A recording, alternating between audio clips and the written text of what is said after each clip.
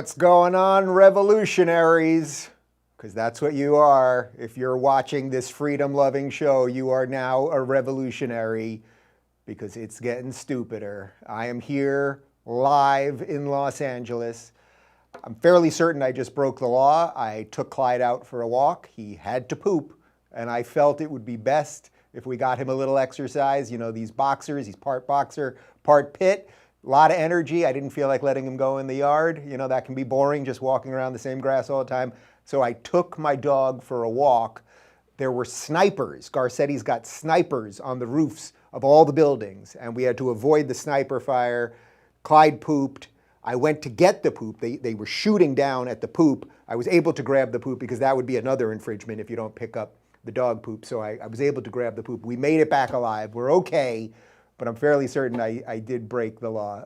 We're going to talk about these idiotic, draconian, authoritarian, at this point, psychotic lockdowns that these people have no constitutional right to do. It's getting worse and worse and worse in LA. And that 75-degree weather, 75 to 82-degree weather that we have here every day, it's starting to not become as pleasant and starting to not become as good a reason to be here because this is absolutely ridiculous.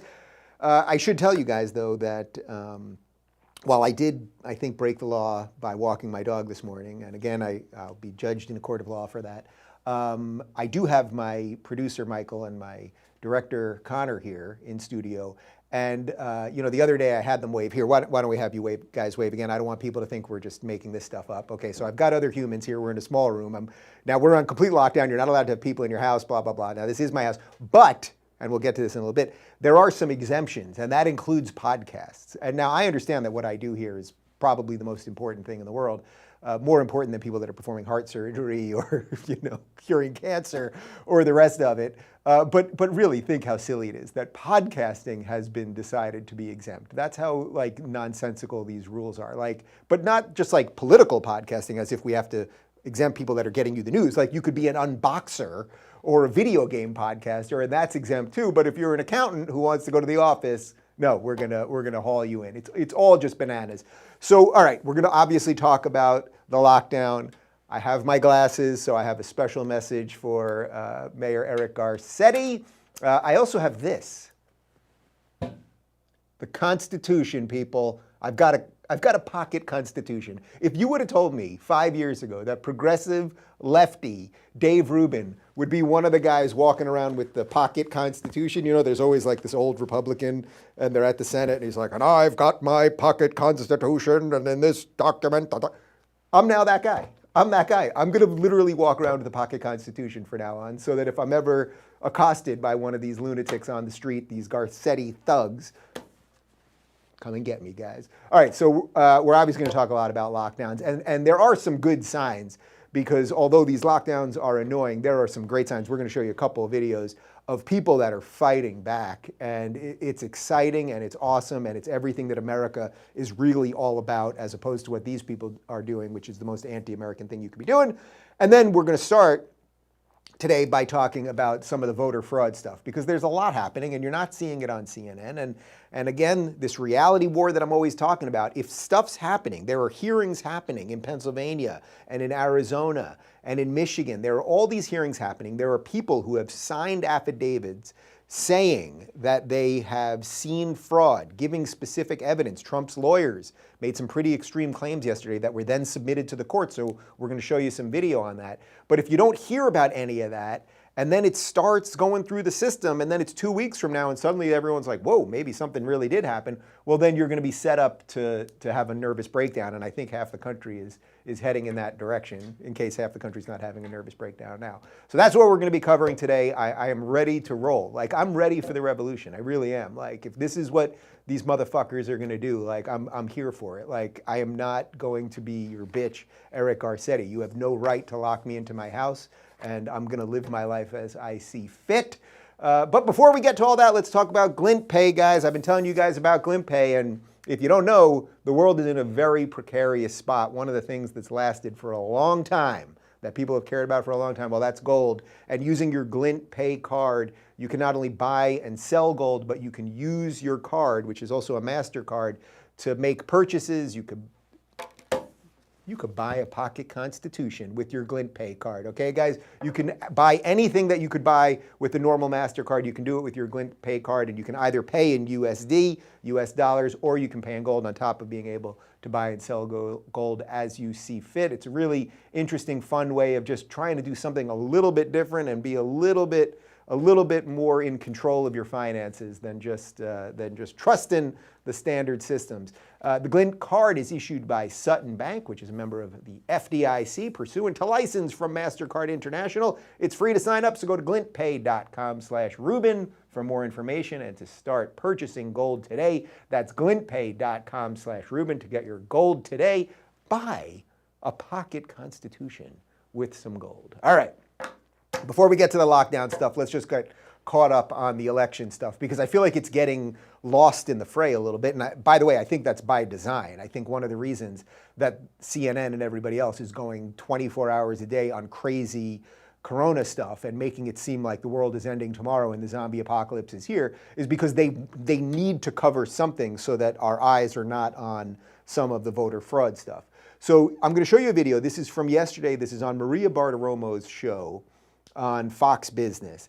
And this is Trump lawyer Jesse Binnall, and he's going to lay out some very specific things that they submitted to the courts yesterday. So again, as I have said from the beginning, it doesn't mean just because someone is saying it is true, but now he's saying they have evidence and it's been submitted to the courts. So we will find out, but I want to show you this so that in a week or so, once this has gotten through the courts, well, we'll find out if it's true or not, and you'll go, oh, I knew about it. So let's take a look.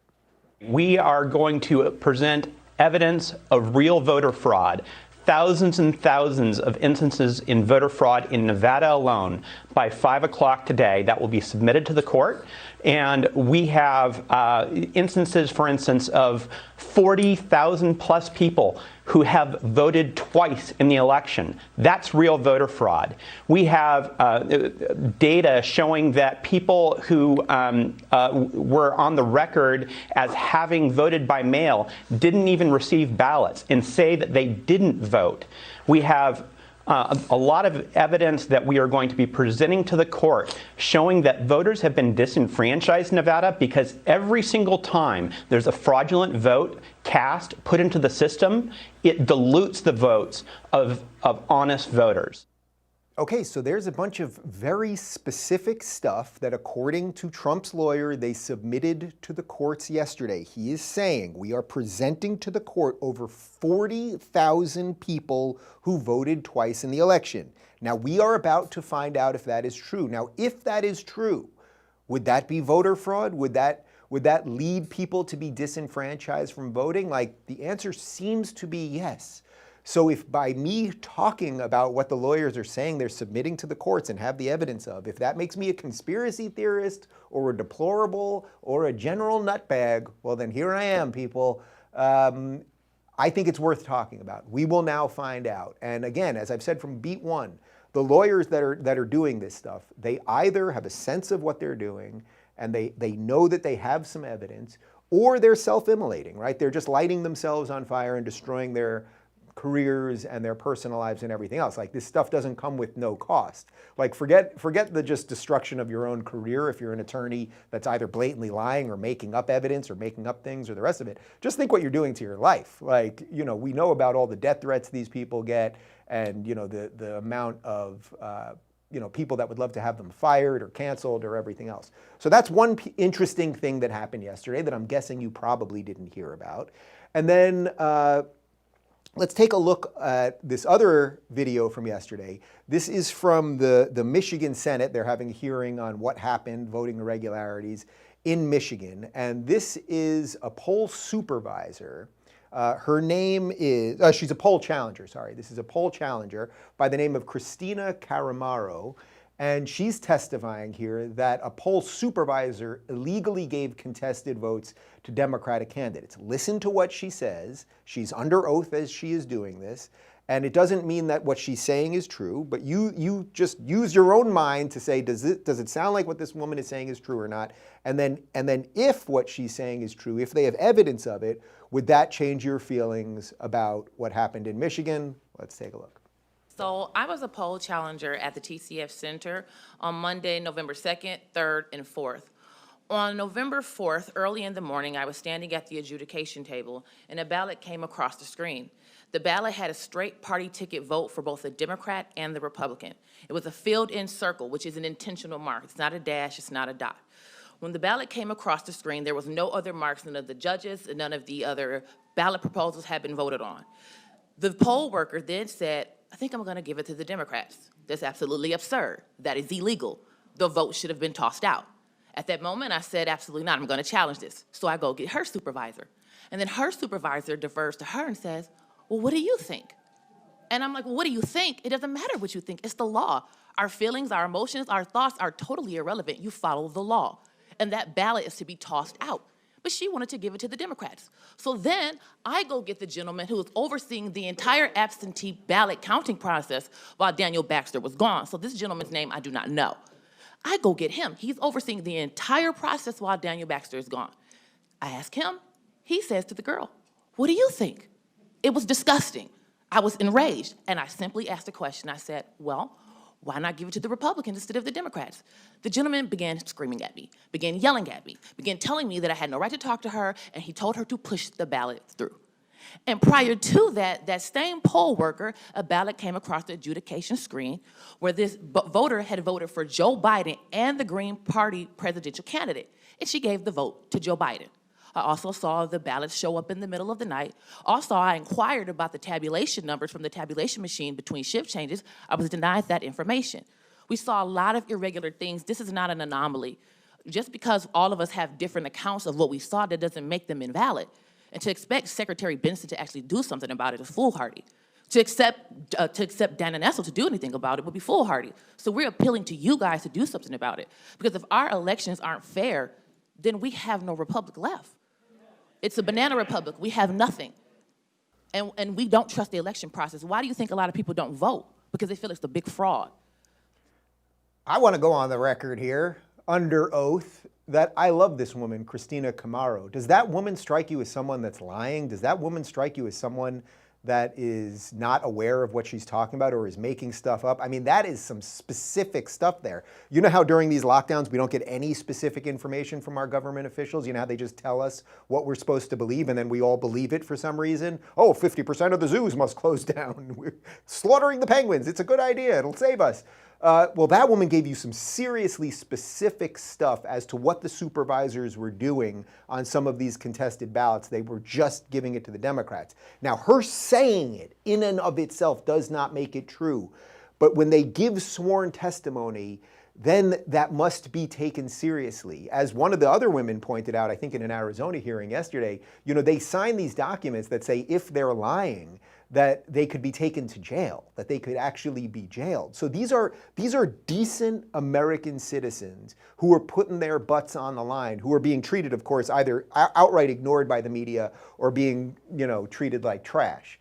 You decide. You decide. But the simple fact is that if we're just going to ignore all of these people, like why should we ignore that woman, okay, who's doing a civic duty that she doesn't have to do, right? She's doing this because she wants to believe in the integrity of the elections that I think we would all want to believe in. Why should we not believe her, dismiss the citizens while we listen to these wannabe kings like Garcetti and Newsom and de Blasio and Cuomo? I mean, we just shouldn't. So anyway, the point is there's still some things moving along. And if you are one of the people who's just avoiding talking about it or pretending that everyone who talks about it is a liar or a nutbag, I think you got another thing coming. And that doesn't mean that this is going to end with everything being overturned. But this idea that we should be afraid to talk about certain things is deeply dangerous. Before we get to the next story, the lockdown story, which is going to probably have me exploding out of my chair, I want to talk to you guys about Top Resume. You know, with today's high unemployment rates and uncertain future, it's hard to plan ahead, let alone look for a new job. Here at the Rubin Report, we understand that struggle is real. We just went through the hiring process. We hired that guy. He's right over there. His name's Connor. And we realized how important it is to have a resume that stands out among the rest. When it comes to writing your own resume, there's an unlimited number of things that can go wrong, and the cost of those mistakes can be a missed opportunity to secure your dream job. Top Resume is the world's premier resume writing service. Top Resume's professional writers will create a resume that showcases your talents. achievements, experience, and career goals using keywords and skills that recruiters are seeking.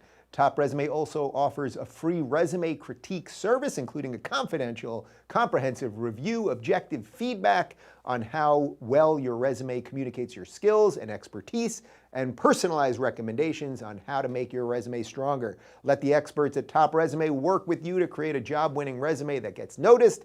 Find out how your resume stacks up. Go to topresume.com/Rubin to get a free resume review. It's as simple as uploading your resume to their site, and you'll get a free evaluation and expert advice on how to make it stronger. Top Resume is also giving my listeners 15% off their professional resume writing services. So go to topresume.com/Rubin today for your comprehensive review and 15% off resume writing services if you want to work with a pro. That's topresume.com/Rubin. And now back to me. Okay, guys, here we go. You see this? This is a pocket constitution. This is the founding document that freed us. We've got the Declaration of Independence. We decided to be independent from the king, right? No more kings. We're going to be a people who rule ourselves. And then we laid out in this, I mean, it's tiny, and everyone should read it. Everyone should read it. In this tiny little document that is more brilliant and has brought more freedom to more people than any other man-made document probably in the history of the world. We now find ourselves in 2020 in a time when Democratic mayors, and it happens to be pretty much only Democratic mayors and governors, have decided that they are allowed to ignore this thing, that they are allowed to tell you that you can't go to work, that they are allowed to tell you that your mom can't come over for lunch, that they're allowed to tell you you can't take your kids to the movie. They feel that they have now decided they have the power to control every bit of your life. And guess what? I'm not going to stand for it, and I don't think most people are going to stand for it. So let's take a look at video from yesterday. This is Los Angeles Mayor Eric Garcetti, a horrible human being, demanding that Los Angelinos cancel everything. My message couldn't be simpler. It's time to hunker down. It's time to cancel everything. And if it isn't essential, don't do it. Don't meet up with others outside your household. Don't host a gathering. Don't attend a gathering. And following our targeted safer at home order, if you're able to stay home, stay home. Just be smart and stay apart. That's our message tonight.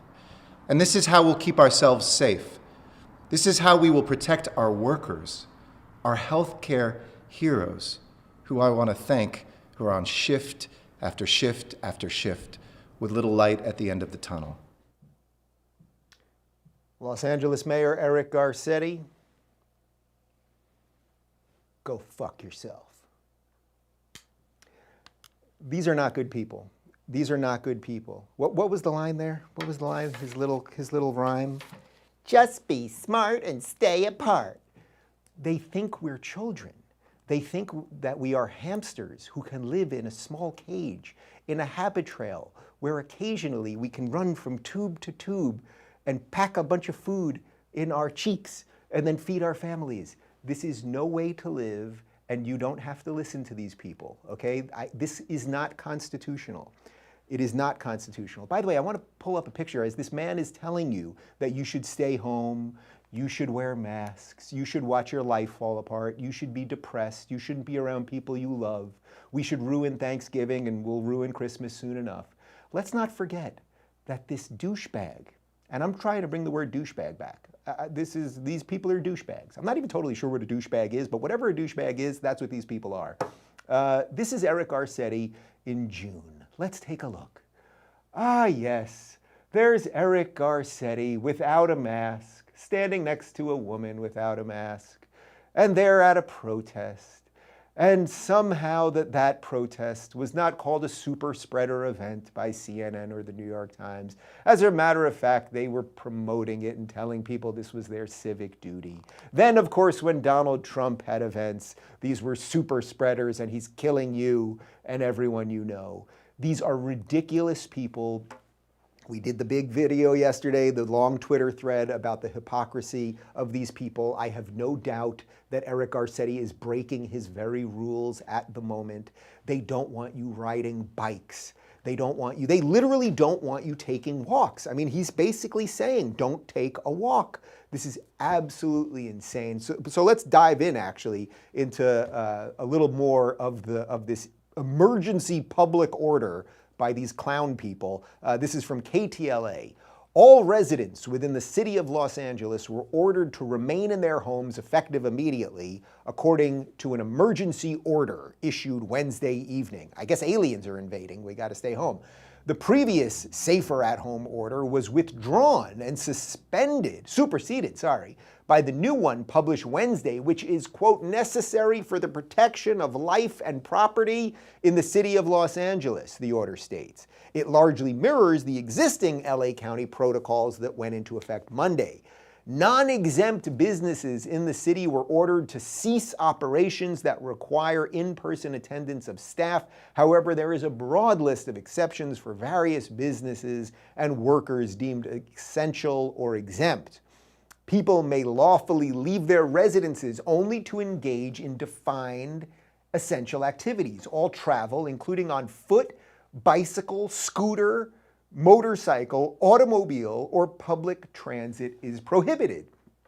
They are literally telling you you cannot take a walk, travel on foot. I was out there with Clyde. We walked. He sniffed. He peed. Lord, give me the strength.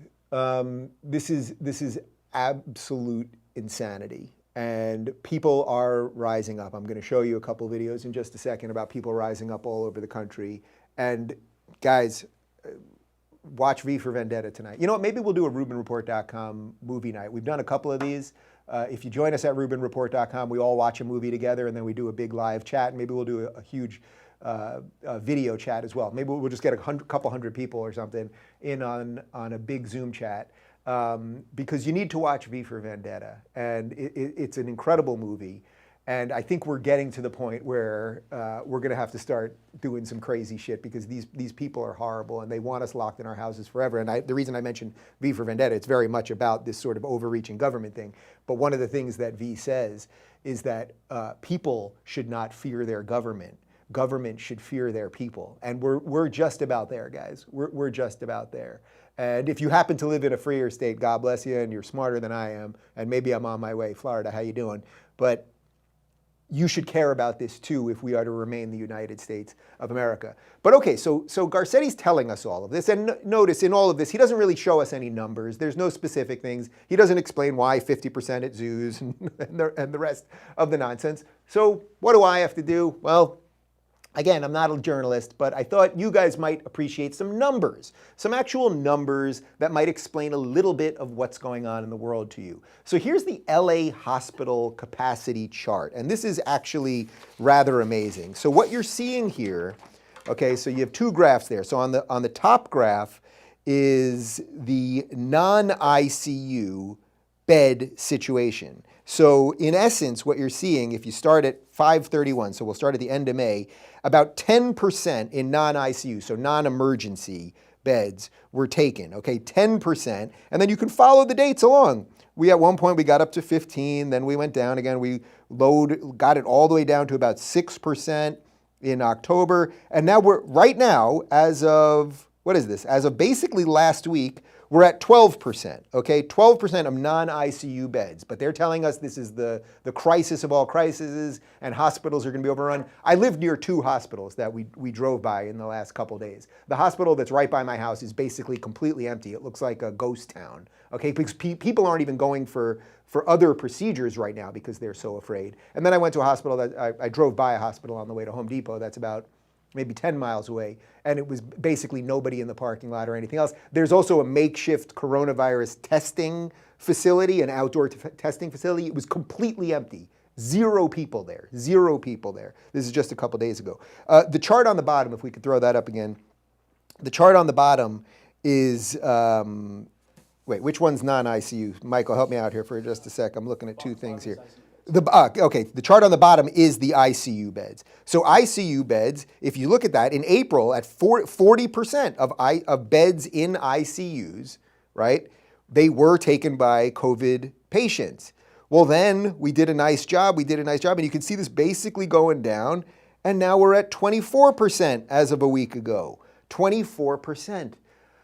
I welcome you to look at this chart yourself. Blow it up, pause it, take a look. You can see we have more beds than we need. That isn't to say that spikes can't happen. That isn't to say that people can't get sick. That isn't to say that a hospital couldn't be overrun. Have we had any hospitals overrun in the United States? Why haven't we seen massive outbreaks in all these homeless encampments? You know, here in the United States, here in Los Angeles, the People's Republic of Los Angeles, we have homeless encampments all over the place. They build these tents, these makeshift cities. Sometimes, you know, I'll go under a bridge on a Saturday and I'll be like, oh, look, there's a new mini house under the bridge. And the next day they put in a whole extension and they have a whole new house there. And it's very impressive that they can build them that quickly. Well, how come those people, who, by the way, in this idiotic order by Garcetti, he says something like, people who are currently experiencing homelessness are exempt from these orders. If you're currently experiencing homelessness, you're exempt, okay? You realize how bananas these statements are? So, but why is it that with all these homeless encampments that we have in Los Angeles, run by a progressive, and in San Francisco, run by a progressive, why is it that we haven't seen massive breakouts there? Why is it that we haven't seen, where are 5 hospitals that have been overrun in the United States? Is this odd? Does anyone think this is odd? I think it's a little odd. I'm starting to think it's a little odd. You see what I'm saying there? But again, don't take my word for any of this. You know what, we're going to put the link. Let's put the link to this image in the description so that people can actually take a look. But you will see we have way more beds here in LA in ICU and in non-ICU than we need at the moment. And yet they are telling us, don't leave your house, don't walk your dog. Fuck you, fuck you. Okay, let's move on to segment 3 because people are fighting back. So now we can get to some of the good stuff. Segment 3 over here. It's time to defy these lockdown orders, guys. It really is time to you know, I'm sorry. I cannot believe that this is the position that you people have put me in, and I would say any sort of decent, centrist, freedom-loving American, which, by the way, I think is most of us. People have just absolutely had it. So this first video that I want to show you comes out of Michigan, and this is a restaurant owner who goes off on to a local reporter on what's going on with the lockdowns. Let's take a look.